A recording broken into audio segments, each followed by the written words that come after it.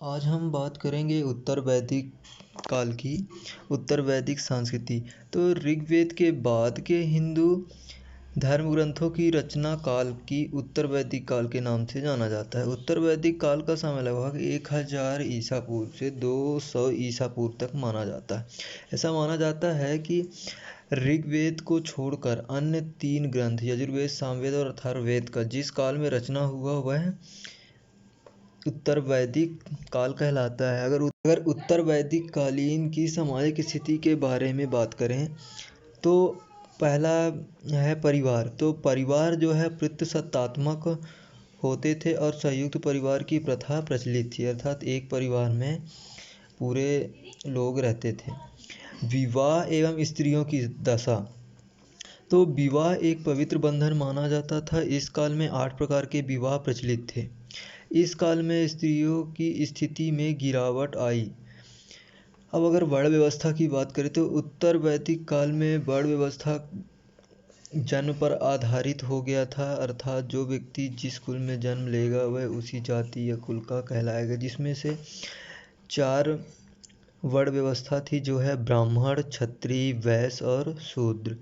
अगर भोज व पेय पदार्थ की बात करें तो मुख्य रूप से भोजन व पेय तो मुख्य रूप से उत्तर वैदिक काल में भोजन शाकाहारी प्रचलित था, लेकिन मांस भी खाया जाता था और सुरा का भी प्रयोग किया जाता था। अगर वेशभूषा की बात करें तो वेशभूषा की प्रमुख वस्त्र वास और अधिवास थी और नीवी के इसके अतिरिक्त भी जैसे जो पगड़ी, उत्तरी, कंबल, शाल आदि थे। और जो पुरुष और स्त्रियां जो दोनों आभूषण पहनते थे। मनोरंजन के साधन, अगर हम उत्तर वैदिक काल के मनोरंजन की साधन की बात करें तो जैसे कि नृत्य, संगीत के अतिरिक्त रथ दौड़, पासा का खेल और घोड़ दौड़ लोकप्रिय मनोरंजन के साधन रहे हैं। अगर शिक्षा की बात करें तो शिक्षा का प्रारंभ उपनयन संस्कार से होता था और शिक्षाएं प्रारंभ होती थी, अर्थात शिक्षा का प्रचलन था। आश्रम व्यवस्था।